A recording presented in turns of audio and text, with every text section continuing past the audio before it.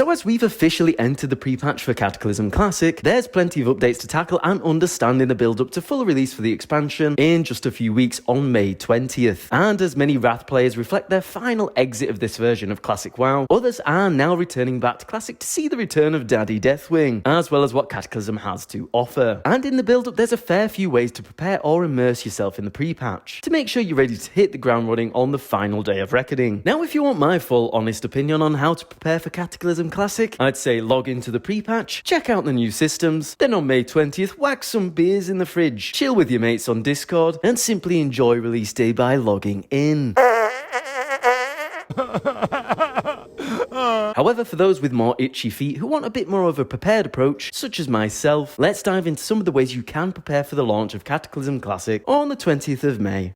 But just before we jump in, as always, feel free to like and subscribe if you're new here, as it helps me out a bunch. So, thanks very much indeed. Now, let's get on with it. Now, first and foremost for me, and likely the most important aspect which will affect your tenure of Cataclysm, is immediately get onto checking out the new rework of talent trees and specs for your classes that you'll want to be playing, as it's the most vital time to either stick or twist. For example, always wanted to play a hunter but hated that they used mana and ammunition. Well, they now use focus as a regenerative resource, and ammunition is removed from the game, creating a bit more of a streamlined style for hunters. Or hated that ret paladins must use mana for their spells and live a sad life of going Well, now paladins use holy power for certain skills alongside mana to counter this and create a slightly more aggressive playstyle. So things are undoubtedly changing, and although there's nothing so huge it might make you want to quit your main, it's more of a case that other classes might actually now be more attractive to you for the playstyle you want to run with. So in the pre-patch, it's a great time to not only read up on this, but finally test these out for yourself over the next few weeks, as these changes to talent trees and class reworks have finally been added to the game. Now in the pre-patch, we've also got the world revamp, which gives us access to the new quest chains at lower levels, and alongside the current XP buff we have, if you are wanting to see a big part of Cataclysm as an expansion, this means it's the perfect time to level up a new alt without it affecting your game time in levels 80 to 85. This also coincides with the fact we get new class race combinations, such as Tor and Paladin.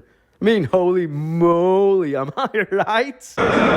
And we also get the new races available to both factions in Worgen for Alliance and Goblin for Horde. So there's a lot of new content available right now that is from Cataclysm to experience, which means you can do it now and feel like you're not missing out at Cata's release of the level 80 to 85 content. Or you might have not simply realised it was actually available. So if there is a new race or a new class that seems more appealing to you with these reworks and new talents, and you want to see the new world quests, be sure to jump onto this ASAP, when leveling is fairly speedy still with the XP buff, as it can still take a little bit of time to get up to 80 in preparation for Cataclysm's full release. But this should be doable over the next few weeks, even at a pretty casual rate. And as a more functional aspect of leveling from 80 to 85, along with the world change, level 80 to 85 areas take place across all of Azeroth. For example, we have the Twilight Highlands in the Eastern Kingdoms being very far away from Uldum in Kalimdor. If you wanted to travel via world flying, you're likely wanting 310% speed mounts, which are very expensive to travel effectively across the world at this rate. So in the next few weeks, be sure to map out which flight paths you might not have in the game yet, and go visit the nearest one to the new Cataclysm zone, as they're still not currently available in the pre-patch, so that in future these journeys won't take you as long when you start your leveling journey at Cata's release. And if you want to save a bit of money and hold off on the full flying speed for the first bit of your Cata journey, or simply can't afford various aspects of world flying on your new characters. Now unfortunately, as just hinted at with world flying, we get onto the boring finance section of things, as gold hoarding rears its ugly head once more, as it'll be kind of vital at the start of Cata when things cost a lot of money. For example, new gear, new enchants, new glyphs, new mats, and world flying costs, which are all eye-wateringly expensive. So it's time for a bit of a clear out with the old and in with the new in some ways. And trust me, you don't want to be the guy asking for a summon to Bastion of Twilight's entrance, because you haven't paid for full flying yet. I know for experience, as that was me back in the day. But for example, it's a great time over the next few weeks to get those professions up to max level, so you're ready for Cata straight off the bat, as well as testing out archaeology as the new profession if that's your jam. Yet also be sure to get rid of the old mats that you don't need by selling them on the auction house, as old mats are likely to take a dive in price at Cata's release, due to just becoming slightly more dated. And these old stockpiles of mats or mat farming can then go towards more useful things, like leveling up professions or saving for that very useful Tundra mount that's now account shareable, or even going towards new gear, glyphs and world flying like mentioned. And in a similar strain train of thought, transmog is now coming into the game for better or worse, which can pose some unthought of sunken costs. So it's a great time to now grind out gear from older raids, or purchase other items that might be slightly cheaper on the auction house at this current point, before the huge wave of transmog comes into full power. As probably bet, there'll be a potential price hike once there's a much larger player base than in the pre-patch currently, and transmog becomes all the rage. However, there is the unfortunate fact that with the world change, this does affect a lot of old content. So if there's anything in particular you wanted from old world quests or old world raids and dungeons, there's the potential they may now have gone at this point. Yet still the Burning Crusade remains untouched, or a lot of vanilla raids and dungeons can still be run, depending on what you're wanting. So I'd highly suggest checking out what you fancy getting to avoid potential future disappointments. But overall, this should save you a bit of time now instead of running old content during Cata's release, as this is something that can just be done now. And with pre-purchasing various items from the auction house at a lower price now, hopefully this saves you some gold in the long run, if there are any BOEs that you fancy having for your transmog sets. So with all that in mind, do be aware it could be a great time to get your gold farming on for the next few weeks, or if you're from the dark side, hello.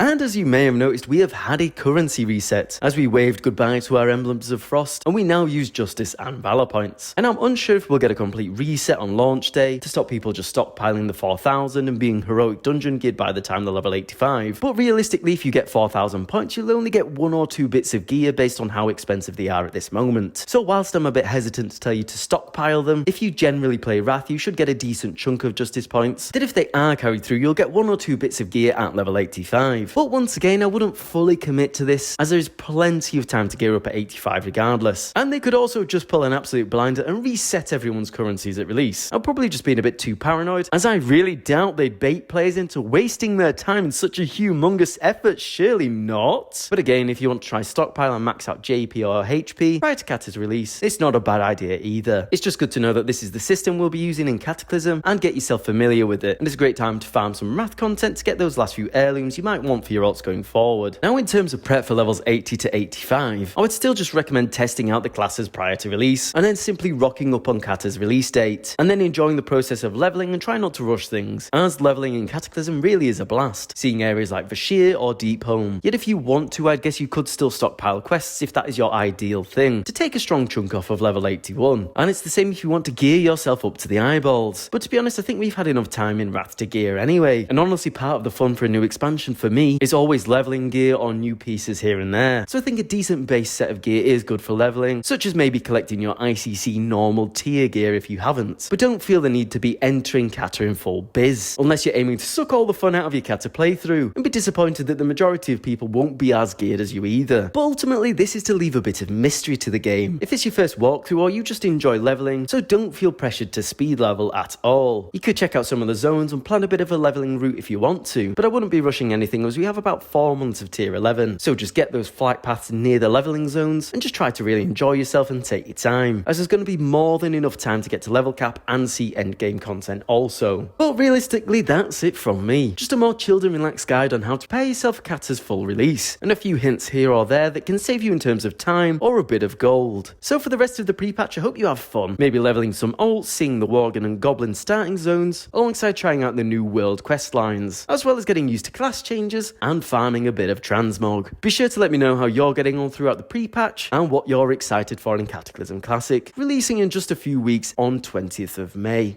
As always, if you're new here, feel free to like and subscribe. And on that note, I think I'll say ta-ra for now, and I'll see you later.